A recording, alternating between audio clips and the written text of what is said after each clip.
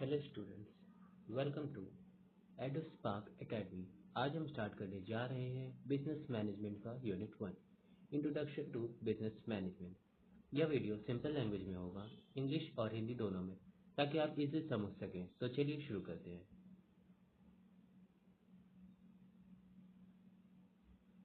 Let's start with the first topic, management practices in Indian Vedas. सबसे पहले हम बात हैं मैनेजमेंट के उन प्रिंसिपल्स की जो हमें इंडियन वेदास में मिलते हैं। In ancient Indian scriptures, especially the Vedas, we find principles related to planning, leadership, organization and ethics. Vedas में जो मैनेजमेंट प्रैक्टिसेस थी उनमें ड्यूटीज यानी धर्म का कॉन्सेप्ट, कोऑर्डिनेशन, डिसिप्लिन और लॉन्ग टर्म थिंकिंग पर फोकस किया गया था।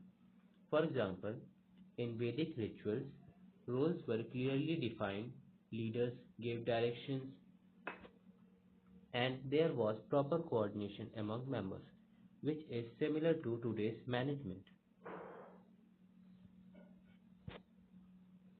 Now, the next term is Introduction to Management Concepts. अब समझते हैं हम कि मैनेजमेंट क्या होता है।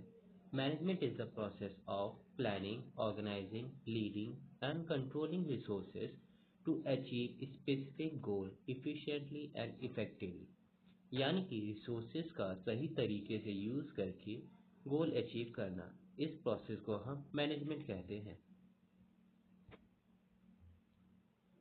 What are the characteristics of management? Goal oriented, management always works to achieve specific goal. Universal activity, हर फील्ड में मैनेजमेंट की जरूरत होती है। कंटिन्यूअस प्रोसेस, ये एक लगातार चलने वाली प्रोसेस है। Management is a continuous process. Group activity, teamwork is very important in management. In management system, there is always a group performing towards a specific goal. Dynamic function, बदलते environment की according management भी change होता रहता है। Management एक dynamic process है। Then what are the natures of management? Nature of management, it is both art and science. Art because it needs skill, science because it follows rules. Management एक both art and science का process है जिसमें हम लोग अपना experience use करते हैं as a art and scientific methods use करते हैं ताकि अपने गोल्स को अचीव कर सकें।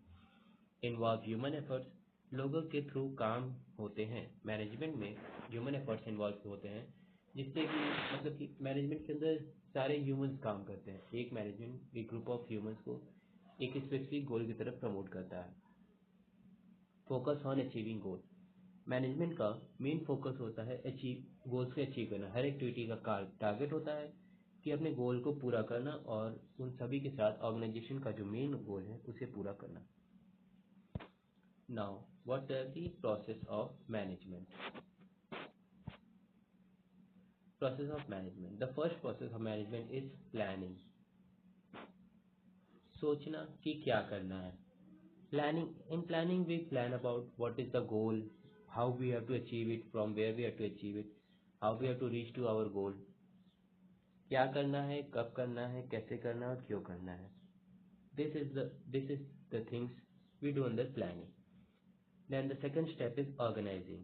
Organizing में हम resources को arrange करते हैं, allocate करते हैं, यानी कि जितने भी रिसोर्सेज, रॉ मटेरियल जो भी चाहिए हमें वो हम ऑर्गेनाइजिंग में ऑर्गेनाइज करते हैं, एक जगह पे लाते हैं कि हमें अपने गोल को अचीव करने के लिए कौन कौन से रिसोर्सेज चाहिए, कौन कौन से रॉ मटेरियल्स चाहिए, कितना ह्यूमन रिसोर्स चाहिए, सब।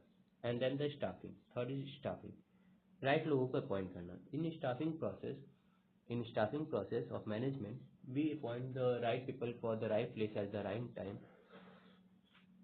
मतलब कि जो हमारे काम को अच्छे से अचीव कर सके, हमारे हमारे गोल के लिए जो एक परफेक्ट ह्यूमंस हैं या परफेक्ट टारगेट्स हैं या परफेक्ट पीपल हैं जो कि हमारे गोल से अचीव करने में मदद करें, हम उन्हें स्टाफ मतलब उन्हें अपॉइंट करते हैं अपने टीम में। And then the directing, directing is the process of giving the instructions and providing the framework for how the process is to be done. Directing में हम इंस्ट्रक्शन देते हैं, लीड करते हैं कि कैसे आपको करना है, कैसे कैसे आप इस प्रोसेस को कैसे इन्हेंस कर सकते हैं, कैसे आपको ये प्रोसेस कैसे जाना है, कि जैसे गोल को अचीव करने के लिए आपको किस तरह से प्रोसेस करना है, कहाँ कितना काम करना है, क्या करना है, वो हम डायरेक्टिंग में करते हैं। एंड कंट्रोलिंग में हम जो काम दिए हैं, जो अपने काम मतलब जो भी काम हमने अपने एम्प्लॉयज़ को बताए हैं, उनको हम लोग मॉनिटर करते हैं कि वो कैसा परफॉर्म कर रहे हैं, कहाँ डेविएशंस आ रहे हैं, कहाँ डेविएशंस नहीं आ रहे, कहाँ चेंजेस दिख रहे हैं, कहाँ डिफरेंसेस आ रहे हैं वो एक्चुअल परफॉर्मेंस और स्टैंडर्ड परफॉर्मेंस में। तो उसे हम लोग कंट्रोलिंग करते हैं और उसके लिए अलग अलग स्टेप्स भी लेते हैं कि अगर कोई डिविएशन आ रहा है जिसकी वजह से हम लोग का परफॉर्मेंस गिर रहा है, तो हम उसमें कंट्रोलिंग की मदद से उसे इम्प्रूव कैसे कर सकते हैं, चेंज कैसे कर सकते हैं, और जो आने वाले थ्रेट्स हैं, फ्यूचर थ्रेट्स हैं, उन्हें कैसे अवॉइड कर सकते हैं। तो ये कंट्रोलिंग करते हैं, जिसका काम होता है सिंपली मॉनिटर करना और इम्प्रूव करना। Now what is the significance of management. Significance का मतलब इम्पोर्टेंस भी होता है, तो सिग्निफिकेंस और इम्पोर्टेंस एक ही है। तो पहला है इंक्रीज इफिशियंसी। एक अच्छा मैनेजमेंट कंपनी की पूरी इफिशियंसी को बढ़ा देता है, काम अच्छे से होते हैं, कंपनी का जो भी इफिशियंसी है, इफेक्टिवनेस है, उसे इंक्रीज कर देता है, कंपनी अपने बेस्ट परफॉर्मेंस देती है, जिससे कि उसका प्रॉफिट इंक्रीज होता है। Reduce wastage. एक वेल ऑर्गेनाइज कंपनी अपने रिसोर्सेज का फुल्ली यूटिलाइज कर सकती है बिना उसे वेस्ट किए। Encourages team work. Well organize management जो भी होता है, मतलब जिस भी कंपनी में एक वेल ऑर्गेनाइज मैनेजमेंट रहता है, वहाँ पे ग्रुप एक्टिविटीज़ परफॉर्म की जाती है विद परफेक्ट कोऑर्डिनेशन, जो कि एक टीम वर्क को इंक्रीज करता है, लोगों में एकता की भावना जनरेट करता है कि हम एक हैं, टीम वर्क बनाता है, जिससे कि कंपनी का गोल अचीव होता है। हेल्थ इन अचीविंग गोल। अब एक परफेक्ट मैनेजमेंट का मेन यही एम होता है कि वो कंपनी का जो भी गोल है, जो भी मेन ऑब्जेक्टिव है, उसे अचीव कर सके। तो इसका मेन टारगेट वही है कि help in achieving goals. Adapt to changes. Market या इन्वायरमेंट चेंज हो तो मैनेज कर पाता है। जैसे कि मार्केट एक डायनामिक इन्वायरमेंट का हिस्सा है, जैसे कि मार्केट अचानक से कभी भी चेंज हो सकता है। तो एक मैनेजमेंट पहले से ही कई तरह के रिजर्व्स बना के चलता है, जैसे कि इन केस अगर फ्यूचर में ये डेविएशंस आए, इस तरह का हुआ, तो ये हमारे काम आएगा, हमें उस डेविएशन और डायनेमिक चेंज से बचा सकता है मार्केट के। जैसे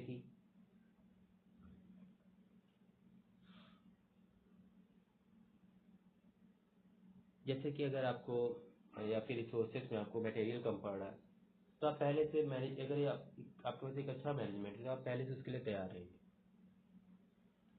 अलग अलग रिसोर्सेज से, अलग अलग सप्लायर से। Managerial roles by Mintzberg. अब हम जानते हैं हेनरी मिंट्सबर्ग के अकॉर्डिंग एक मैनेजर के क्या क्या रोल्स होते हैं। मिंट्सबर्ग ने 10 मैनेजरियल रोल्स डिफाइन किए हैं। अकॉर्डिंग टू एक मैनेजर, मिंट्सबर्ग ने 10 मैनेजरियल डिफाइन किए हैं, जो 3 कैटेगरीज में डिवाइडेड हैं। पहला, इंटरपर्सनल रोल। इंटरपर्सनल रोल में आते हैं figure head, leader and liaison. The second is informational role. Informational role में आते हैं monitor, disseminator and spokes person. And the third is decisional role, जिसके अंदर आते हैं entrepreneur, disturbance handler, resource allocator, negotiator. This role help managers perform their duties efficiently. Interpersonal role में आते हैं, तो इंटरपर्सनल रोल में पहला फिगर हेड, जो कि सेरेमोनियल ड्यूटीज परफॉर्म करता है। जैसे कि अगर किसी सेरेमनी में जाना है, तो वहाँ पे वो पूरा सेरेमोनियल ड्यूटी एक मैनेजर परफॉर्म करेगा, अपने कंपनी को रिप्रेजेंट करेगा। And others, leader. एक लीडर का काम करता है, जो कि पूरे टीम को गाइड करता है, एज लीडर की तरह एक्ट करता है, पूरे टीम को गाइड करता है towards a particular goal. Liaison. Liaisoning में वो दूसरी टीम से कनेक्शन बनाता है। जैसे कि दो मैनेजर्स हैं, तो दोनों ही अपनी अपनी टीम में लाइसनिंग का प्रोसेस करें, जिससे कि वो अपनी टीम में कनेक्शन बना सके।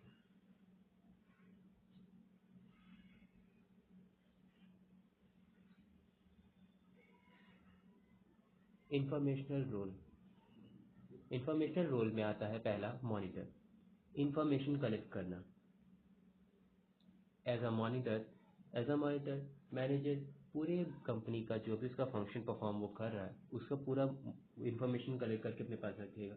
जैसे कहाँ कितना काम हो रहा है, कैसे हो रहा है, कितनी इफिशियंसी से हो रहा है, कितना नहीं हो रहा है, सब। और एज अ डिसिमिनेटर मैनेजर जितना भी इंफॉर्मेशन काम का है वो अपने एम्प्लॉयज़ को बांटेगा, अपने एम्प्लॉयज़ तक पहुंचाएगा जिसको उसकी ज़रूरत है। मतलब सीक्रेट्स नहीं, पर सिर्फ जो जैसे एक एम्प्लॉय को जानने की ज़रूरत है कि उसके लिए रॉ मटेरियल कितना है, तो वो उसको डिसिमिनेट करेगा, इन्फॉर्मेशन उसकी प्रोवाइड करेगा। As a spokesperson organization की तरफ से बात करना। कहीं भी जा रहा है, किसी कंपनी में जा रहा है, किसी सेमिनार में जा रहा है, तो वहाँ पे अपनी कंपनी को रिप्रेजेंट करना, अपनी कंपनी की तरफ से बोलना, ये रोल परफॉर्म करता है एक मैनेजर, जो कि इंफॉर्मेशन रोल के अंदर स्पोक्स पर्सन में आता है। डिसीजनल रोल में इंटरप्रेन्योर है, जो कि डिसीजन रोल में वो एक इंटरप्रेन्योर की तरह डिसीजन लेता है कि जैसे कौन सा डिसीजन उसकी कंपनी के लिए बेस्ट होगा, कौन सा नहीं होगा, ये एक वो इंटरप्रेन्योर में डिसाइड करता है। डिस्टर्बेंस हैंडलर में वो डिस्टर्बेंस हैंडल करता है जितने भी कंपनी में डिस्टर्बेंस हो रहे हैं, जैसे कि कोई भी कॉन्फ्लिक्ट हुआ, कोई लड़ाई हुई, कोई झगड़ा हुआ, तो उसे वो जाके हैंडल करेगा। अब उसके लिए वो पॉजिटिव इन्फ्लुएंस भी चूज़ कर सकता है और नेगेटिव इन्फ्लुएंस भी चूज़ कर सकता है उस डिस्टर्बेंस को हैंडल करने के लिए। Resource allocator, as a resource allocator manager सारे रॉ मटेरियल्स और सब कुछ एक जगह पे एलोकेट करता है ताकि एम्प्लॉयज़ को कुछ खास लगाना पड़े। उन्हें जो भी रॉ मटेरियल चाहिए, जितना भी चाहिए, वो पहले से अवेलेबल हो एक करेक्ट क्वांटिटी में। नेगोशिएटर में employer with win situation create करता है। जैसे कि नेगोशिएटर में दो लोग किसी चीज़ पे आर्गुमेंट कर रहे हैं, दो एम्प्लॉयज़ किसी चीज़ पे आर्गुमेंट कर रहे हैं, या फिर वो बॉस आर्गुमेंट कर रहा है किसी एम्प्लॉय से कि एम्प्लॉय को ये कंडीशन चाहिए, वर्कर्स को ये कंडीशन चाहिए, और बॉस मान नहीं रहे हैं, तो दोनों के बीच में एज अ नेगोशिएटर एक्ट करेगा, जिससे कि वो दोनों का विन विन सिचुएशन क्रिएट करेगा। एक ऐसी सिचुएशन जिसपे एम्प्लॉय भी राज़ी हो जाए और बॉस भी राज़ी हो जाए, ताकि दोनों ही को लगे वो दोनों जीत रहे हैं और मामला में शांत हो जाए जो भी वो कॉन्फ्लिक्ट हो रहा है। ये रोल मैनेजर की डेली एक्टिविटी, ये जितने भी रोल्स अभी हमने बात किया, ये रोल्स मैनेजर की डेली एक्टिविटी को मैनेज करने में हेल्प कराते हैं। Now the functional areas of management. Management के डिफरेंट फंक्शनल एरियाज क्या क्या होते हैं, चलिए समझते हैं।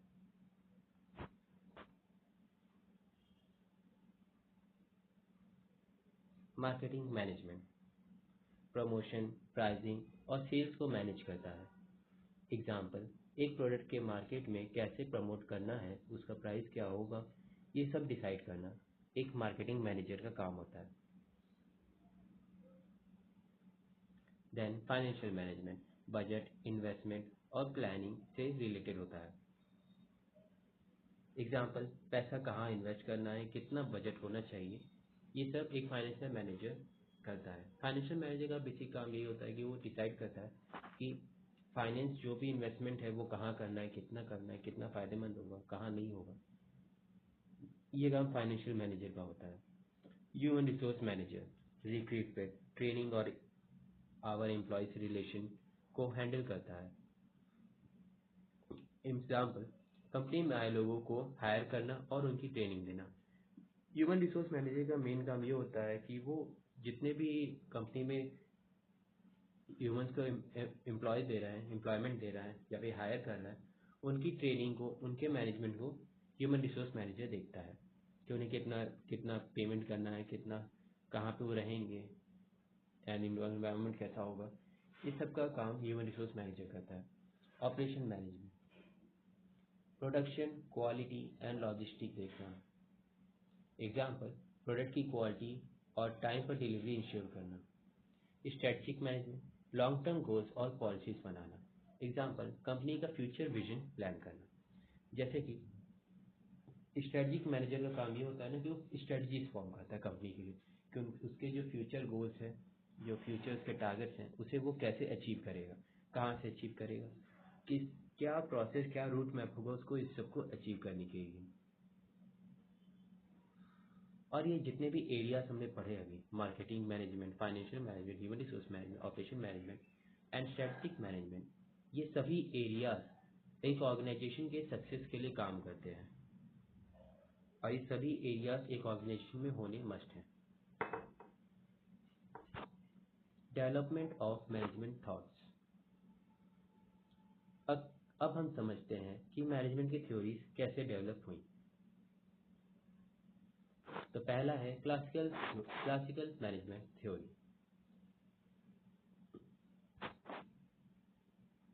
क्लासिकल मैनेजमेंट थ्योरी, इसका मेन फोकस होता है इफिशियंसी, प्रोडक्टिविटी को बढ़ाना और आउटपुट को एकदम अच्छा करना।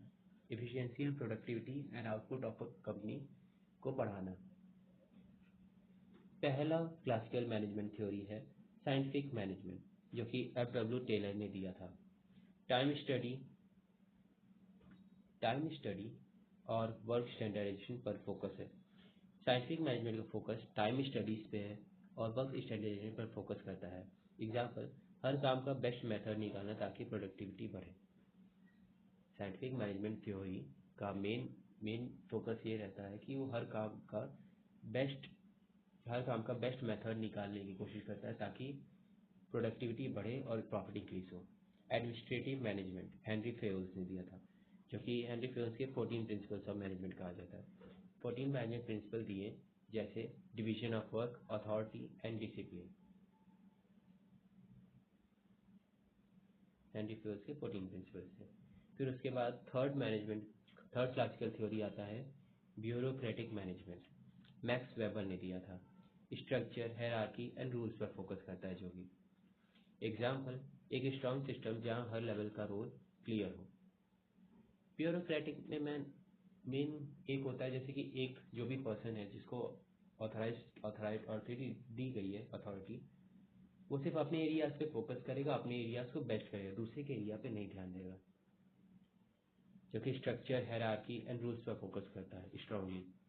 ये एक स्ट्रॉन्ग सिस्टम है जहाँ पर हर लेवल का रोल क्लियर होता है, एकदम प्रिसाइज होता है, क्लियर होता है कि आपको यही परफॉर्म करना है, इसके अलावा कुछ नहीं परफॉर्म करना है। Then the second is neoclassical theory. इसका इम्फेसाइसिस होता है human relation and employees motivation पे। न्यू क्लासिकल थ्योरी का मेन फोकस ह्यूमन रिलेशन और मोटिवेशन पर फोकस करता है। हॉथॉर्न स्टडीज बताते हैं कि जब एम्प्लॉयज़ को अटेंशन मिलता है तो वो बेटर परफॉर्म करते हैं। ये इंसेंटिव की मदद से एम्प्लॉयज़ को मोटिवेशन वगैरह प्रोवाइड करने फोकस करता है, चाहे वो पॉजिटिव मोटिवेशन हो या नेगेटिव मोटिवेशन हो। कम्युनिकेशन और इनफॉर्मल ग्रुप रोल इम्पॉर्टेंट होते हैं। इसमें सबसे ज़्यादा कम्युनिकेशन और इनफॉर्मल ऑर्गेनाइजेशन का जो भी इंसेंटिव्स वगैरह हैं वो सब इम्पॉर्टेंट होते हैं। Contingency approach, the third is contingency approach. इस अप्रोच में कोई फिक्स्ड मेथड नहीं होता है, बस मेथड सिचुएशन के अकॉर्डिंग चेंज होते हैं। फ्लेक्सिबल और एडेप्टेबल रहना जरूरी है।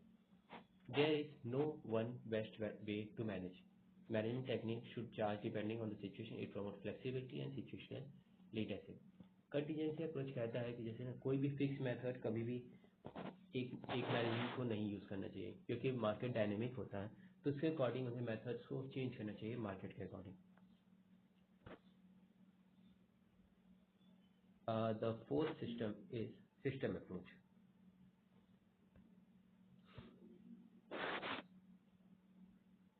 ऑर्गेनाइजेशन को एक सिस्टम की तरह देखता है।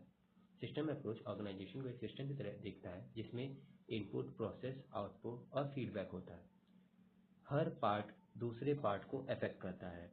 कोऑर्डिनेशन और इंटरडिपेंडेंस सक्सेस के लिए इम्पॉर्टेंट है। सिस्टम अप्रोच कहता है views the organization as a system of interrelated parts. Each part affect the others. It focuses on input, process, output, and feedback. Coordination and interdependence are key to success. System approach इसलिए ये कहता है कि जैसे वो computer system काम करता है, इसका एक एक चीज़ इनपुट और आउटपुट अफेक्ट करता है एक दूसरे को, वैसे ही एक ऑर्गेनाइजेशन भी एक सिस्टम तरह काम करता है जिसके इंटीग्रेटेड पार्ट्स जैसे कि इनपुट, प्रोसेस, आउटपुट, फीडबैक एक दूसरे को इंटीग्रेट करते हैं।